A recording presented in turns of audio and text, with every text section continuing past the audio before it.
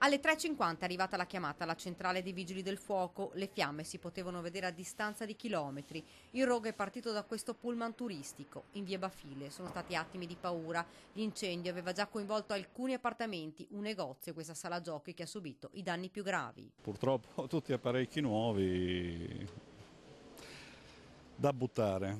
Vabbè. Ma in un momento di crisi questo proprio non ci voleva. Ah beh, sicuramente, anche perché la stagione è quella che è. Bah, vediamo un po' come uscirne fuori. Una prima stima parla di danni per circa 70.000 euro. Proprio ora, ci dice sconsolato il titolare, che è iniziata la stagione turistica. Ad accorgersi di quanto stava accadendo un dipendente che vive proprio sopra la sala giochi. Sono fuggito, ci ha detto, quando nell'appartamento sono scoppiati anche i vetri delle finestre. Sul posto, in pochissimi minuti, i vigili del fuoco che, vista la situazione, hanno chiamato altre squadre. Fiamme altissime e il pullman era già praticamente completamente, interamente in fiamme e stava coinvolgendo anche un altro pullman che era dietro, comportando altri danni e ai negozi laterali.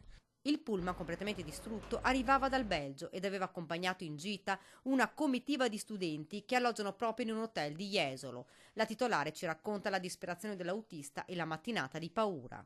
Rotto tutto, sala giochi, bruciato le tende dei negozi di qua e di là. Un disastro. Disastro.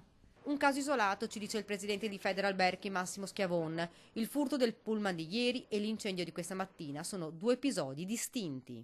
Allarmismo assolutamente no, attenzione assolutamente sì, perché è un mercato che ci interessa tutelare e che vogliamo assolutamente continuare a fornire i nostri servizi in assoluta sicurezza. Adesso chi sta facendo le investigazioni sul problema sia relativo al furto che all'incendio poi ci dirà quali sono, speriamo, le cause nel breve tempo possibile. Fra i progetti a Jesolo anche quello di installare nuove telecamere, un occhio in più per garantire la sicurezza di tutti.